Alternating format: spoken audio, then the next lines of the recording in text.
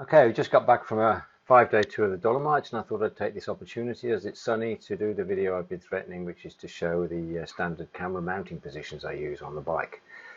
So let's start off with the what I call the selfie cam. This one's mounted on the top of the mirror, on the mirror stem here.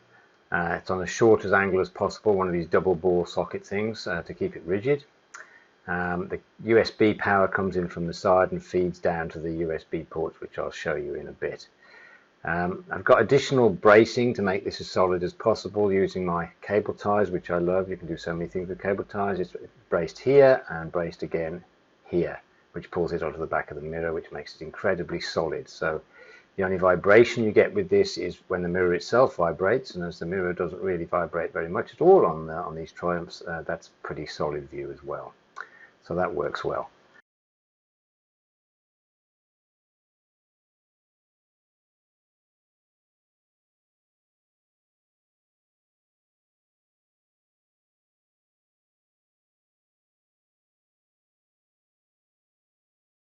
Here we've got the 360 cam, which is just simply mounted on another GoPro mount on the front of the screen.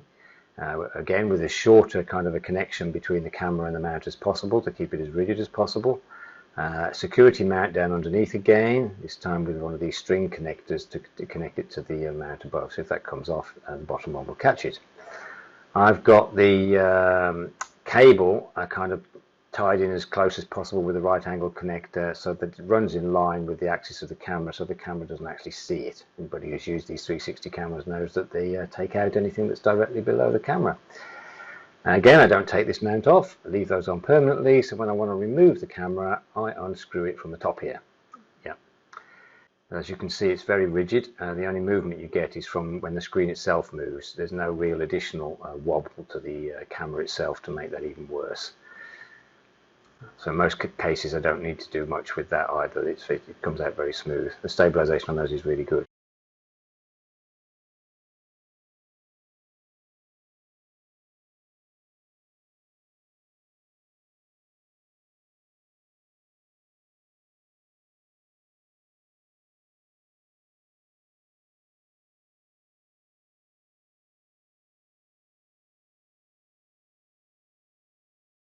So the power, you can see, comes from one of these WSB things that plugs into the standard 12-volt socket here, and the other one is down underneath here, down here, which is an auxiliary one which I fitted later, and that wires back under the seat to the battery with a fuse very close to the battery. Okay, moving around to the front of the bike, I've got the front view camera, which gives a completely uncluttered view of the road ahead. Again, this is mounted on a GoPro mount with as shorter kind of angles as possible. I never take these off, as with all these mounts, because they're too brittle, as I've mentioned repeatedly. So if I want to take the camera out, I basically unclip this and take the camera out the back and leave the mount on the screen permanently. Power cable comes down here and goes into one of those USB ports I showed you earlier. Now it's mounted very close to the mounting position of the screen, which makes it very solid, so you don't get any vibration really coming through here at all. And because the angles on the mount are very short between the camera and the mount, you don't get any additional vibration. So this gives a really rock solid front view, and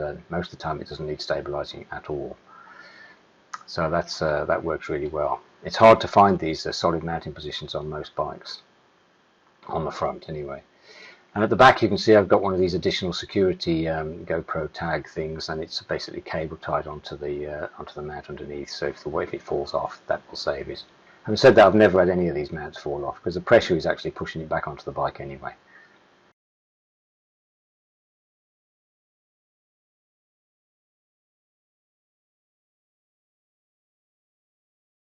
So coming round to the back of the bike, we've got the reverse camera down here, and it's an angle so it doesn't actually see the underside of the top box, so you have to bend it down a little bit, but because it's very wide angle, I've got it on super view, I think. And then I've got it on one of these arm connectors, which is braced. It's clamped on here. It's also braced onto the bar, which I'll show you in a minute. This is the power lead, which basically feeds from under the seat into the camera here. Yeah, you can see where it's braced. I've basically lent it and cable tied it onto this bar, which is a support for the panniers rack, so it's very solid again. The more solid you can make these mounts, the less vibrational problems you're going to have.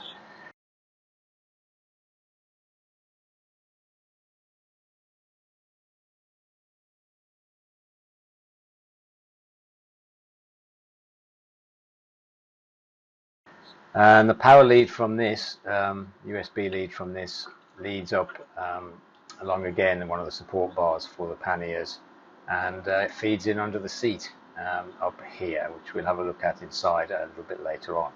Okay, so back here under the seat, you can see I've got this additional double USB port that I've bought in Lewis, actually, or Louis, however you pronounce that. The power is fed down through here and under the front seat where the battery is and fused. And the good thing about this particular type with the green light here and this cap is that the cap's got a kind of a magnetic switch on it, so you can see the light going on and off here as I put it close and further away. So when you're finished a ride and you're going to put the bike away for the evening, you can put this cap on. It's waterproof and it turns off the power, so you've got no power drain on the battery. The only other way I do that on the one on the front that doesn't have that system is I have to pull the fuse. So the USB lead in here permanently leads out under the seat, as I showed you before, and down to the camera.